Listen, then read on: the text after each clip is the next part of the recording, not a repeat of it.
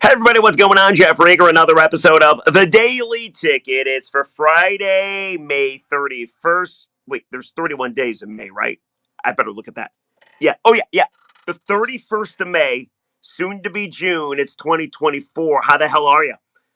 Before we get going, I must say thank you. You guys are the best. So many people watched and listened to yesterday's podcast. It was me and Pat Caputo duking it out about the direction of the Detroit Tigers. We had a crosstalk on Tuesday night. It wasn't on the Odyssey app because the app thought it was Tiger baseball, but the baseball game got rained out, so nobody heard the audio until I decided to unearth it. And I didn't know if it was going to be a good podcast. I had no idea if people wanted to listen to a 10-minute cut of me and Pat yelling at each other, calling each other names, getting fired up at each other simply because we disagree about the direction of the Detroit Tigers. However, I think you enjoyed it. There were a lot of comments. At the end of this podcast, we answer the question, who's right? Who's more right, me or Caputo? So we'll do that. But before we do that, last podcast of the week, and this one, I think it's going to be a good one. So I was going to talk about Tarek Skubal and the Tigers, and then I kind of thought to myself, maybe you're sick of baseball. But then I got wind of Ben Johnson, the Lions OC, stepped to the podium at mini camps, OTAs, whatever you want to call them, Thursday in Allen Park. And a lot of people are wondering why Ben Johnson is still here. I must say, I watched the interview. And I'm going to bring you the best cuts from the interview, from his press availability. But I actually urge you to go to DetroitLions.com or go to YouTube and the Lions page and watch it for yourself. I've never seen a coach so honest and informative and insightful. Like, usually you get a bunch of coach speak and you have to decipher, like, what's he really talking about? Ben Johnson was asked why he came back to Detroit. And he gave honest, insightful answers. So much that I came away really refreshed. Like, I tweeted about it. I can't remember the last time, maybe Jim Leland, where a coach or person in sports authority was this honest. So I wanted to bring this to you. Why did Ben Johnson come back to Detroit? Like, we think we know why. And when you asked him right after the season was still weighing on him. Now that he turned down the Commanders and everybody else that was interested in his service, what's the answer? What's the reason? Take a listen. I'm going to tell you before we play this. First of all, it's great to have this guy back in Detroit. It's always a great thing when somebody chooses Detroit over somewhere else. But you are going to come away so impressed by this guy. Like, usually on the Daily Ticket, I'll come on for 15 minutes. I'll give a take. You either agree or disagree. You call me a name. You make fun of me, and we're on. That's it. We're on to the next day. This, I don't really have a take other than I come away from listening to Ben Johnson is thoroughly impressed. Take a listen. Cut number one. Why did he come back to the Detroit Lions when easily he could have become a head coach? Right after the championship game, he got on the plane and just thinking about something that coach had said. So 2021 and early part of 2022, he had made this analogy to the team just about how we were sailing down the ocean, and at that moment we were in the Arctic. We were hitting the icebergs. We had the storms going on, and those were dark days. But he had the foresight, he had the vision of where we were going and where we were heading. He assured us, guys, I see it. I see where we're going. The results haven't been there yet, but the Caribbean is on the horizon. It's coming up. And I'm sitting on the plane, I'm thinking back to that, and just the story of my career has been living in that Arctic for a lot of it. That was the second time I've been to the playoffs. The first time I'd experienced winning games in the playoffs. I think when it boils down to it, I wanted the sunshine a little bit longer. That's really what it comes down to for me. I like the sunshine. I like what we've built here, starting with ownership, the head coach, the GM, on down. We have a great group of guys in the locker room, and I want to reap the rewards with them a little bit longer. All right, so he wants the sunshine. You got to like that analogy.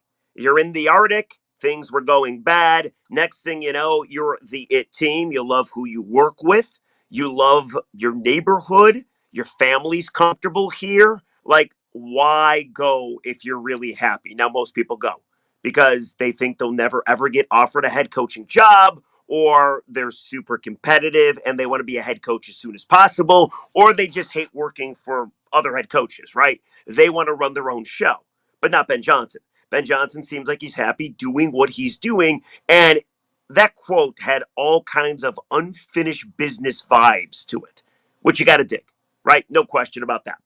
So that was a good quote, but that's not even the best one. I like this one. He was asked to elaborate about not leaving Detroit.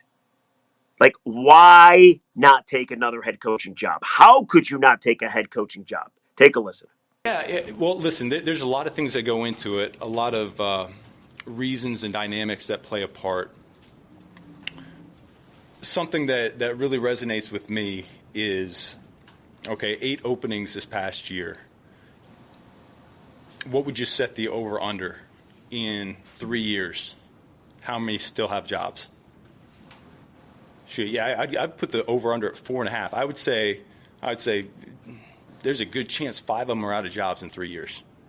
You know, and so when I look at it from that perspective, if I get the opportunity to go down that road, it's about how do I get to that second contract? How do I set myself up that the stars need to align? I'm not going to do it just to do it. I love what I'm doing right now. Love it. I love where I'm at. My family loves where we're at. Love the people that we're doing it with. And so I'm not willing to go down the other path yet unless I feel really good about how it's going to unfold. Talk about honesty. 8 coaches hired. How many of those coaches are going to be whacked in 3 to 4 years? Ben Johnson understands he's a hot commodity.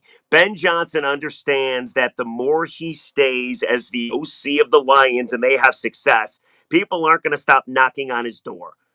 It's never going to get to a point where people are going to be like, I'm not even going to talk to Ben because he doesn't want to leave. No, I think only his stock is going to raise. I think teams are going to want him more, especially if they win this year. I think that was a great answer. He wants the perfect situation, and who can blame him? He doesn't want to be just another one of these coaches that takes a job, gets a really nice payday, gets whacked 3 years later because he's going into a really shitty situation, and then he's back as an OC with another team somewhere else. He's probably looking at, I got one crack at this. I want to make it right. I want to do it right. It's a good answer. So what is he looking for? What would prompt him to leave Detroit and go be a head coach elsewhere? What are his requirements? Here's what he has to say. Yeah, I mean, it comes down to its ownership, its staff, its my vision of how I can make it work with how I know I am. Like, part of me too. I love play calling, and so I would, if I took a head coaching job, would want to be a play calling head coach. Well, there's a limit on how much time there is during a week, and so what's it going to look like Monday through Sunday in that regard? And just want to make sure everything's nailed down. And listen, there's an adjustment period for every person that takes that job. They're learning on the fly. But I think the more that you have set, and feel good about, that gives you the best chance. I was actually talking with someone the other day about this. Man, the longer you're in the coordinator chair, it does nothing but help you and prepare you more for the next step if it ever comes down the pipe. So personally, I don't feel like I'm hurting my opportunities or my abilities to be a head coach in the future. And I love what I'm doing right now. It's pretty interesting, isn't it? He doesn't think not going to take a head coaching job is going to hurt his head coaching chances. And you heard him there. He likes calling plays. If he's going to be a head coach one day, he wants to call plays. What does that entail? How do you make that work? Like, he's waiting for the perfect situation. It's all very refreshing. I love it. He wants the ownership to be perfect. He wants the team to be perfect. He's not going to walk into a bad opportunity like Carolina or Washington only to get fired. couple years later. Yeah, he's got all the money in the world, but like, I don't know. I think these guys want to succeed. So why not pick a spot that you're going to succeed? I keep thinking like when I hear Ben Johnson, I think of like Tom Izzo when he was going to take the Cavs job years ago. And he ended up coming back to Michigan State after he dragged everyone through his decision making process. Do you remember this? He was in limbo for a long time. And what it came down to was if you go to Cleveland, you're probably going to get whacked in 5 years. If you stay at Michigan State, you're still making a ton of money and you are a legacy coach. Same thing with John Beilein. John Beilein left Michigan to go to the Cavs and he got fired, 2 years later? The same year, actually, if I'm not mistaken. So you do have to pick and choose your situations pretty carefully unless you just want to get to be a head coach. And odds are you're probably going to fail because you're going to a bad situation. So, again, very insightful stuff from Ben Johnson. I got two more things. Two more cuts. And then I'm going to get to some comments, and then let's go all enjoy our weekend. So you do remember when he turned down the Commanders, all these stories started popping up about Ben Johnson. I didn't think they were very fair. Remember, he didn't interview well. That's what people said. Remember, he was turned off by the Commanders' ownership. He thought all they cared about was basketball, not football. Remember, he allegedly texted the Commanders when they were in the air on their way to Allen Park to visit him. Then it came out, well, he wasn't their top candidate anyway. Of course he was. People decided to bash Ben Johnson when he made a very unique decision not to become a head coach, to come back to Detroit to be an OC, because I know, crazy concept. He enjoys his situation.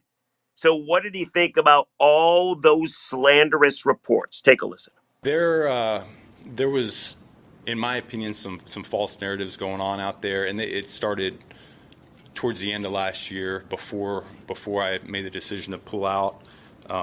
That comes with the territory. I'm good with that. That's part of life in the NFL. So it doesn't affect me. I do feel for the people around me. I hate that my family would ever read stuff that's not necessarily the case, but they handle it really, really well. So support staff's there from that regard.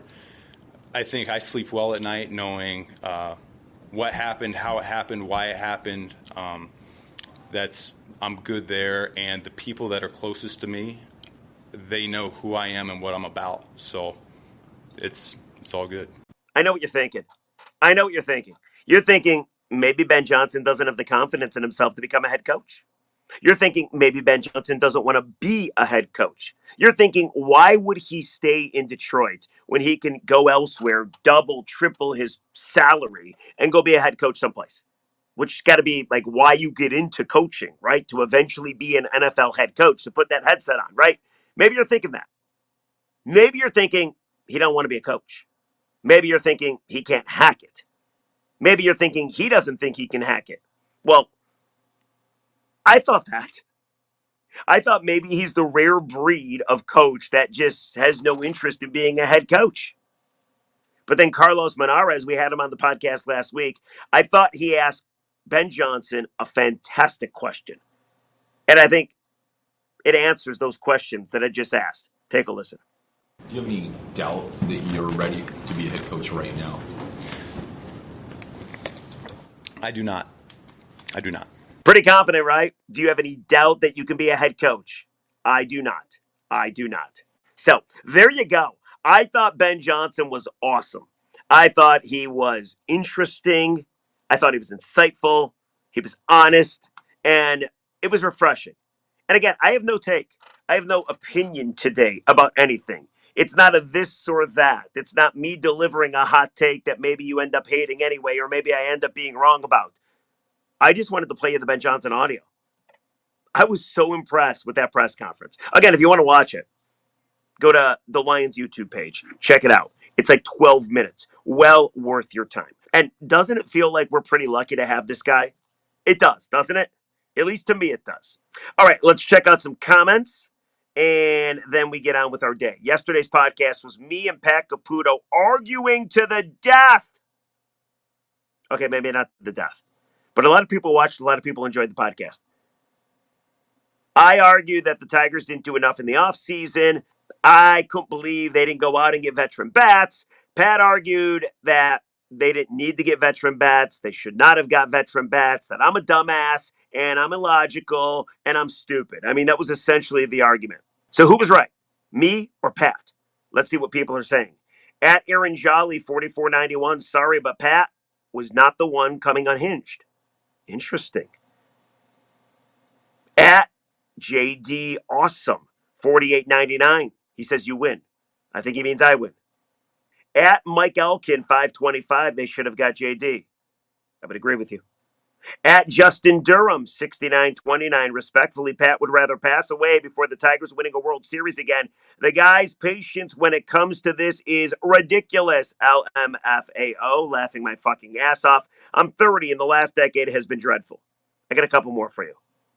How about this one? At Austin Shaw, 9303.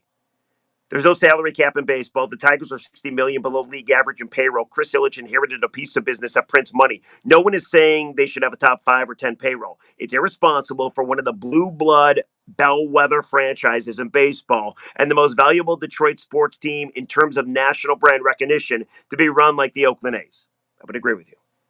And then at Brian Lucen, 3262. Love your commentary, Jeff. You are almost always right. Ignore the haters. Well, I don't think I'm almost always right, but I appreciate you saying that. That's very nice of you. I think that's pretty much it. Oh, at PF Sman, 35 says, enjoyed it.